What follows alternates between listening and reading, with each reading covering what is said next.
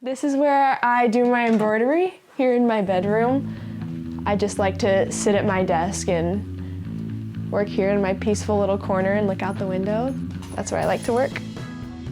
Hi, my name is Lady Meek, and we're here in Oceanside, California, and my side hustle and passion is hand-stitched embroidery.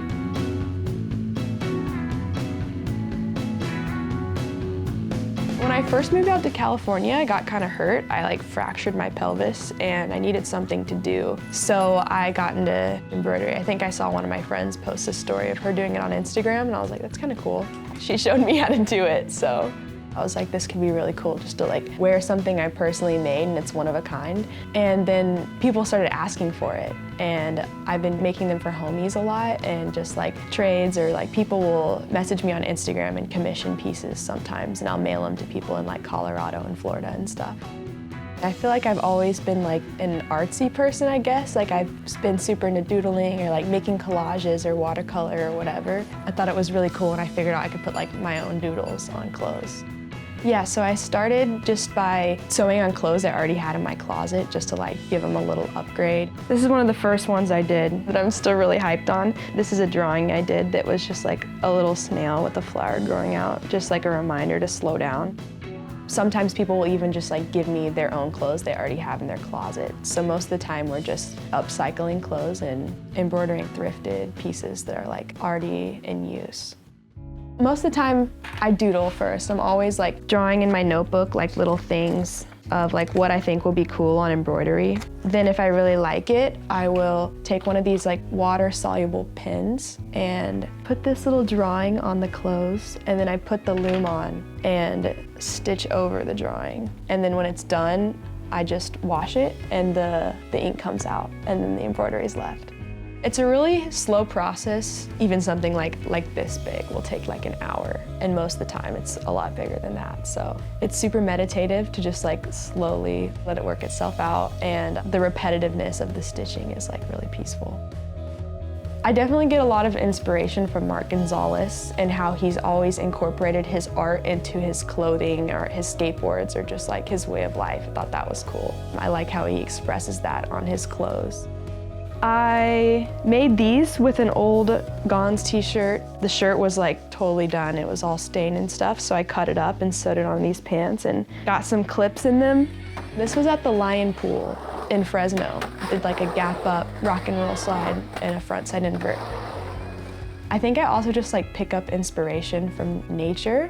Strawberries or little four-leaf clovers or snails too. If I see it in the real world, I'm that could be pretty cool for a little embroidery. Just whatever I'm into, I guess, in that moment, something that sticks out to me. I feel normally I just wear whatever I feel looks cool to me and whatever's comfortable to skate in. Because normally my day-to-day outfits are gonna be something I can skate in, so it's normally just jeans and a t-shirt or a button-up or something like that. Because that's kind of basic, I like to make it stand out a little bit with embroidery. California is definitely expensive, so you definitely have to have your side hustles. And right now I'm doing this and coding, and that's gotten me along so far. I do full stack web development, so I will fully write out the front end and the back end and develop websites for people. Right now I'm just managing a few sites and taking more classes online to hopefully get better at that and to keep pursuing that. It's almost been 3 years now and I made it this far, so I'll probably hang around. I've been super down to film parts and get clips with the homies and go skate pools and stuff, and something I've noticed is when I'm wearing an outfit that feels really good, especially if it has my embroidery on it, I just feel more confident and more like myself, and I feel more fired up to land my tricks. I was wearing this cowboy worm shirt for my ender in my independent trucks part where I hurricaned over the door at South Park, Seattle.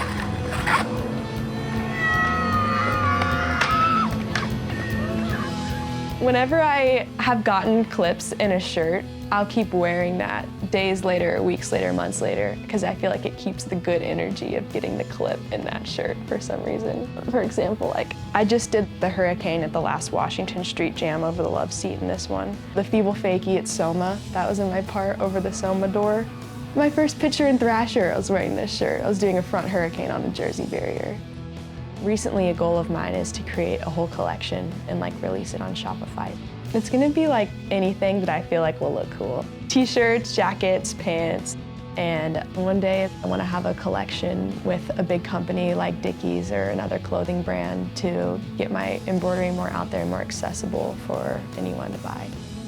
Yeah, definitely. I feel like everyone's always asking about my embroidery and the skateboarding scene, and everyone's super stoked on it. And just being in an area with so many girls that are like fired up on skateboarding, you know, they're like super into art as well, and that's really encouraging. Because you have like everyone around here is so different, but we all like come together with our own interests and like support each other on it. It's really cool.